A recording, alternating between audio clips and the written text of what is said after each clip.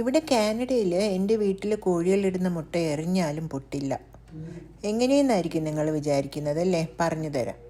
അതിനാദ്യമായിട്ട് ഇവിടുത്തെ തണുപ്പിൻ്റെ കാര്യം പറയട്ടെ. ഈ കോഴികളും താറാവും ഒക്കെ തണുപ്പിലാണ് കഴിയുന്നത്. അവരുടെ കൂട്ടിനകത്ത് അങ്ങനെ ഹീറ്റില്ല.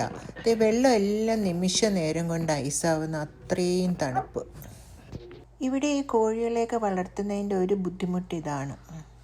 ഇത്രയും തണുപ്പ് കാലം ആകുമ്പം നമ്മൾ ഓടി ഓടി ഓടി ഓടി വന്ന് മുട്ട എടുത്തില്ലെങ്കിൽ മുട്ട എല്ലാം ഫ്രീസായിട്ട് ഐസ് മുട്ടയായിട്ടാണ് കിട്ടുന്നത്. അപ്പോൾ എന്തുകൊണ്ട് ഐസ് മുട്ട കഴിച്ചുകൂടെ എന്ന് ചോദിച്ചാൽ കഴിക്കാം. നമുക്ക് ഈ മുട്ട അകത്ത് കൊണ്ടുപോയി ഫ്രീസിൽ മാറ്റിയിട്ട് കഴിക്കാൻ പറ്റും. പക്ഷേ അതിൽ ഇങ്ങനെ പൊട്ടിയൊക്കെ ഇരിപ്പുണ്ടെങ്കിൽ കഴിക്കാൻ പാടില്ല, അല്ലെങ്കിൽ നമുക്ക് കഴിക്കാം. അപ്പം ഈ ഫ്രീസായ മുട്ടയൊക്കെ ഞാൻ എന്താ ചെയ്യുന്നതെന്ന് വെച്ചാൽ കൊണ്ടുപോയി ചിക്കി പൊരിച്ച് കോഴികൾക്ക് തന്നെ കൊടുക്കും.